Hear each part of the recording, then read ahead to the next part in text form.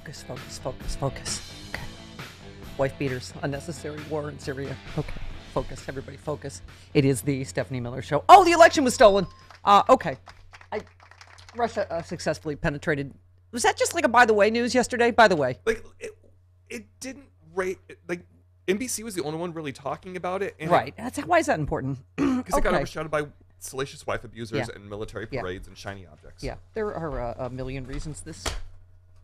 what do you call it, Alex? What do you call it? I guess you call it an election. Sham. I do that in air quotes. The 2016 election. My friend, I do whatever my friend Bill Press says, and he says Lanny Davis and Donald Trump agree on one thing. James Comey should have been fired. The difference, as Davis proves conclusively, is that Comey should have been fired by President Obama for violating rules of the Justice Department, interfering in a presidential election, and throwing the election to Donald Trump. Okay, he joins us now. Good morning, Lanny Davis. Good morning, Stephanie. You mentioned my two favorite, progressive, thoughtful, which is not an oxymoron, talk show host Stephanie Miller and Bill Press. What could be better? Thank you, Lanny Davis. The book is The Unmaking of the President 2016, How FBI Director James Comey Cost Hillary Clinton the Election. Lanny, I obviously, when the history of all this is written, it is just going to be extraordinary how the most qualified person ever to run for this office, who had a 70% approval rating when she left the State Department, had this election absolutely stolen. I mean, this election between Russia and the FBI was wholly illegitimate. And we don't have a mechanism to deal with that, do we? Well, we did have a mechanism. Barack Obama could have fired James Comey, but wasn't politically possible.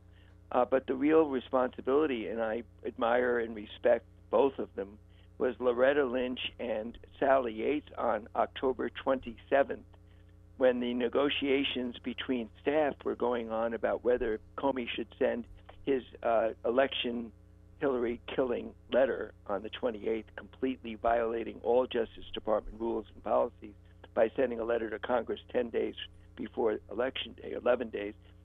It was possible for Loretta Lynch and Sally Yates to order James Comey not to send the letter. In fact, he said to the staffers that I've interviewed everyone, by the way, and know exactly what was said when, the whole day on the 27th. All that they all told me was rather remarkable. Comey, who's ready to send his letter because, quote, I'm obligated to tell the Congress that we're going to look at new emails, and I, James Comey, get to make the rules. I'm imitating him because this is the ultimate narcissist who thinks that the rules don't apply to him. He has to do what he thinks is right, and the rules be damned. So on that critical day, Sally Yates, who could have acted for Loretta Lynch, even though she's not technically recused on this issue, neither one of them pick up the phone and call Comey and say, don't you dare. Neither one of them. Yeah. Close aides to them, who I've talked to, said the following, which is tragic as much as it's ironic. You know, we should order him not to do this. Nobody has ever done it in the last 75 years because there's been a rule in the Justice Department 60 days before a presidential election. We don't even indict a candidate. We wait until after the election. They could have picked up the phone and Hillary Clinton would be president today. Why didn't they? Here's what they said to one another and to everyone in the room. There is no chance that Donald Trump's going to be president. Why should we give Jim Comey a grandstanding press conference that he's being obstructed from being transparent, or all the nonsense that his rhetoric, he loves to put himself above everyone because he's Mr. Integrity. Lanny, while you're, obviously this book is, you've written it, you're getting it ready to, to publish it, your head must just be exploding with this latest ridiculous, Trump ally theory that there was some pro-Clinton, bias in the FBI, when obviously exactly the opposite was true. Exactly. And it's not just you. Nate Silver, any kind of independent statistician, has said this absolutely was determinative. She was up, 11 points? I mean, it depends on what date you look at, right? So let's at least tell you how I wrote this book and how I know that my conclusion is not an argument. It's not an opinion. It's as certain 100% as 2 + 2 = 4, meaning it's pure math. On October 28th, 2016, in the morning, had the election been held on that day and no Comey letter in the afternoon when he put it out, Hillary Clinton was ahead in every single poll aggregator, from Real Clear Politics to 538 to Huffington Post, that aggregates hundreds and hundreds of polls in the key battleground states across the country. She's ahead nationally by 6%. That's 7 million votes. Yeah. She ultimately won by 3 million. That's a larger margin than the great candidate, truly inspirational candidate, Barack Obama beat Mitt Romney. She's ahead with all of her mistakes, and she made plenty of them, as she herself has said. Sure. She's ahead nationally. Everyone, listen, October 28th, she's the president, and then in the afternoon, and she's substantially ahead in Michigan, Wisconsin, and Pennsylvania. Everyone, listen, she didn't need to campaign more in Wisconsin. Russ Feingold was there full time running for the Senate, and he was ahead by the same margin she was in Wisconsin on the morning of October 28th. Then the Comey letter hits, and for 11 straight days, the Shorenstein Center at Harvard studied the major news organizations on cable, network television, and print, and there was nothing but 95% is the number they use. Hillary Clinton under new criminal investigation. Her poll numbers started to drop like a rock dropped in the pond. Yep. Those are the mathematical statistics that prove that in the 3 states just alone, the 3 states she would have won because she lost each of them. She lost Pennsylvania and Wisconsin by 0.7%, Michigan Right. And by Lanny, 0.2%. yeah, it's important, I think, to say, too, that everyone's like, oh, the polls were wrong. Trump's like, oh, the poll, everybody was wrong. No, actually, the final polling showed her winning by exactly the amount she won by the popular vote. And Incredible. Anyone who thinks polls are wrong, just imagine that 1,200 people are called across the United States. The final prediction in Real Clear Politics was a margin within 1.2% of the reality of 300 million people voting. So anyone who says polls are wrong literally don't care about facts, because the polls were exact in the battleground states. She was dropping like a rock. The polls were predicting that every day. If you follow from October 29th to November 7th, she's dropping like a rock, and nothing happens different. Trump voters aren't acting differently. They turned out in exactly the numbers that were predicted. Trump isn't doing any better. He's doing the same. There's only one thing that happened. It's mathematically certain. James Comey. And now back to your question. Well, right. I mean, Lanny, but obviously you can't... we still don't know the whole of it with Russia, but obviously the fact that it was even this close had a lot to do with a hostile foreign power. As you also point out, it had a lot to do with how the media covered all this. But you also asked the question I've been asking every day: where is Rudy Giuliani? You say you cite the influence of Rudy Giuliani, his apparent collusion with anti-Clinton former or current FBI agents in the New York City office. It was Giuliani who predicted the October surprise was coming before it occurred, and obviously, as you say, has since mysteriously disappeared. First of all, I don't speculate about Giuliani.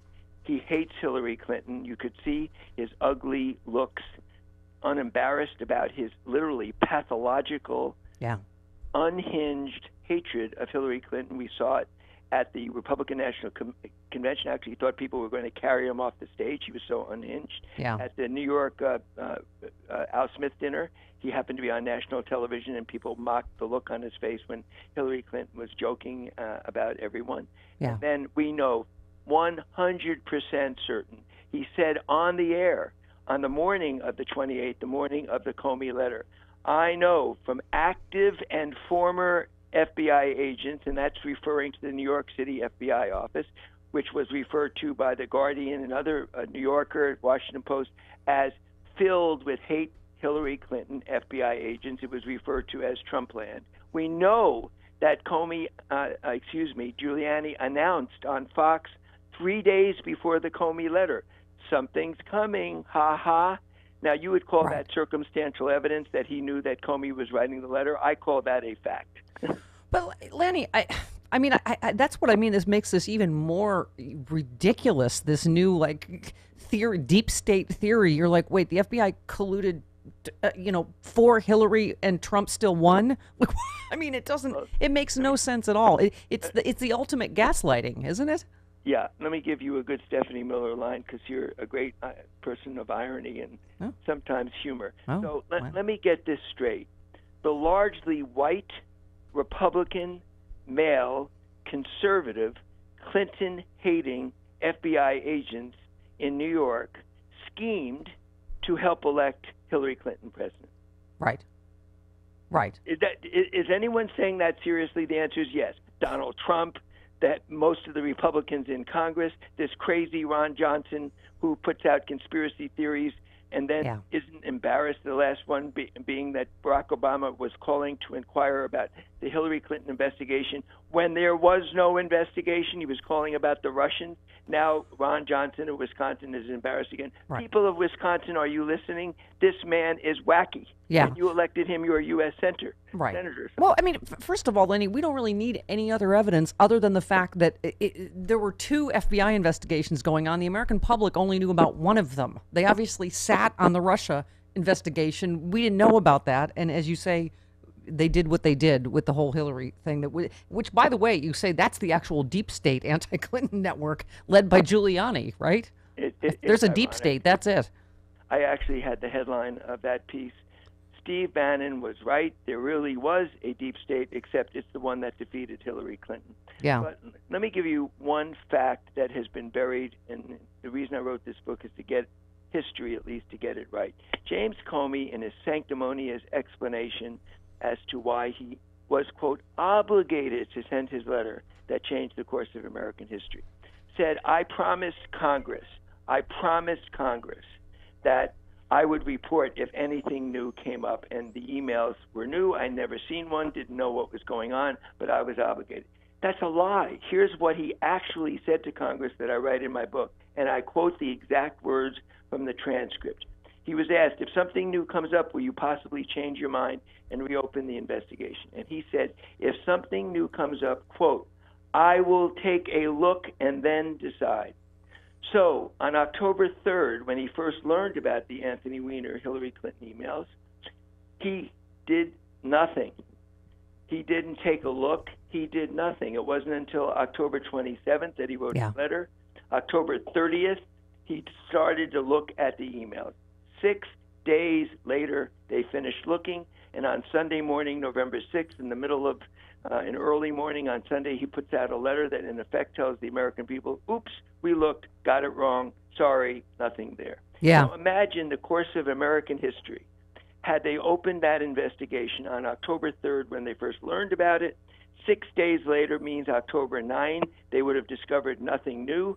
The headline would have been Hillary Clinton cleared, and for 1 month, her poll numbers were going up anyway, and she would have won by a pretty large margin.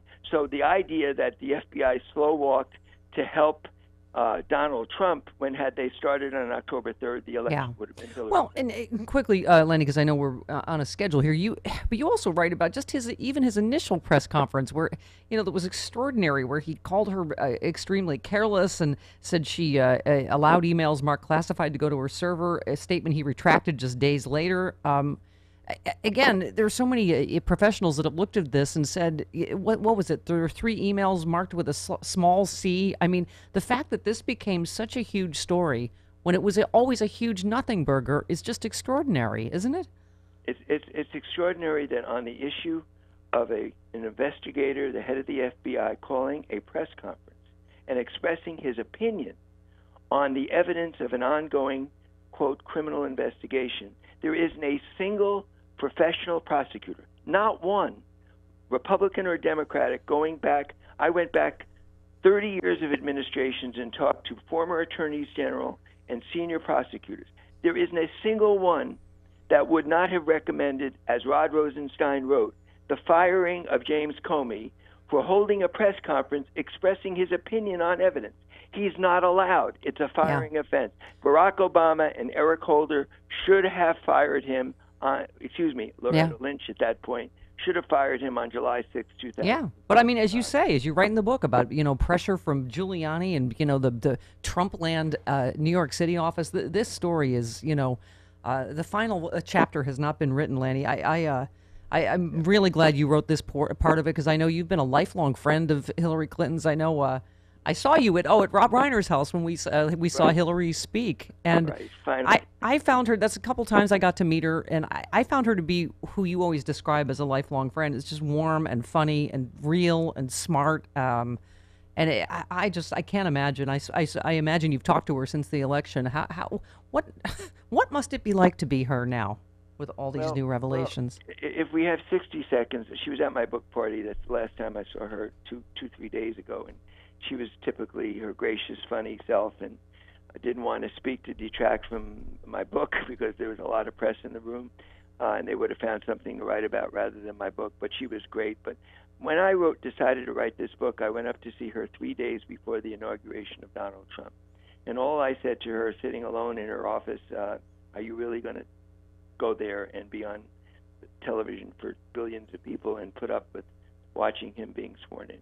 And she said, "Look, it is my duty." Mm. And I thought the first time I met her in law school, when I introduced myself and said, "Anything I can do to help you, there are some easy courses to take at Yale Law School, I can direct you there." She said, "I'm not interested in that. Thank you very much, Lanny. I'd like to know where the nearest legal services clinic is." I said, "Are you kidding me? You're in your first year at Yale Law School. You don't have time to volunteer to legal services clinic." Yeah.